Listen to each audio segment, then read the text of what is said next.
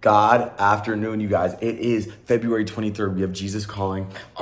Be on guard against the pit of self-pity. The pit of self-pity. Because once you get in it, you're going to keep digging. You're going to keep getting deeper and deeper. You are in a pit, guys. You cannot escape once you are just locked in self-pity. Let's see what Jesus wants to talk to us about. Be on guard against the pit of self-pity. When you are weary or unwell, this demonic trap is the greatest danger you face. It is not every day that you hear God, you hear Jesus call out the devil like that. Demonic trap is the greatest danger you face. The pit of self-pity, of just wallowing in your own self-pity, just saying, oh, I can't do this, I can't do this, oh, this is against me, woe is me, right? That whole woe is me mentality is why you see so many sad, depressed people these days in the world, because everyone thinks that everything is out to get them, right? When you're always woe and me, you're always focusing on me, on yourself, right? It is impossible to have self-pity without being self-absorbed, right? Because you're always looking internally, you're always looking externally to see how people perceive you. You can never be happy because you're gonna try to be making everyone else happy, right? And you're never really trying to focus on the issue at hand, right? So God's saying when you are weary or unwell, this demonic trap is the greatest danger you face. Self-pity is a demonic trap. Be very aware, guys. Don't even go near the edge of the pit. Its edges crumble easily. God's saying that once you get close to being like, to just in a pit of self-pity, once you get close to pitying yourself, it is just so easy to slip into that, right? It's not something that's like you have to do it over and over to make it a habit. It is just so easy to get into it, right? Like the moment that you start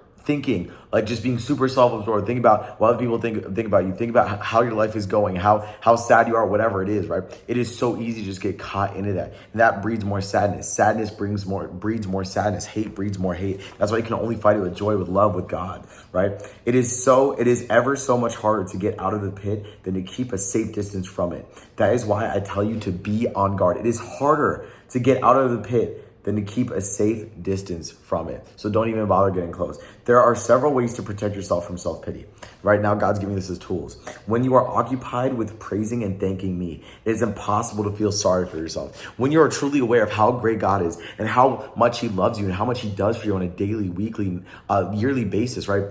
When you're aware of your own mortality and your relationship with God and what that looks like, right? It's going to keep your mind away from self-pity because you're only going to be thinking about God. You're going to be thinking about his goodness, his graciousness, the beautiful world he created, the beautiful life he's given you, all the gifts, right? God is a creator. And when you think about creations, you think about gifts, you just think about the abundance and beauty, right? That God created. So God's saying if you focus your attention on him, it is impossible to be so self-absorbed. It's impossible to be obsessed with yourself, to be only looking within yourself if you are looking to him.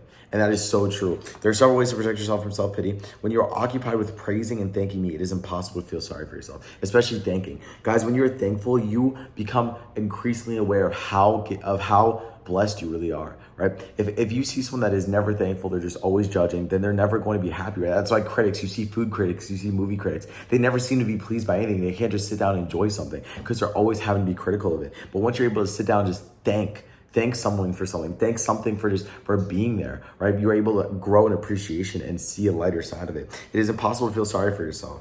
Also, the closer you live to me, the more distance there is between you and the pit, right? So the closer we get to God, the closer that the deeper that bond forms, right? The stronger we get, the further we're going to be from that pit, right? The pit, he called it demonic, right? So what is the antithesis of God? It's the devil, it's the demon, right? It's our own human ambitions, our own human desires, right? That is the opposite of God. So if you're closer to God, you're going to be further from the pit. You're going to be further from the devil.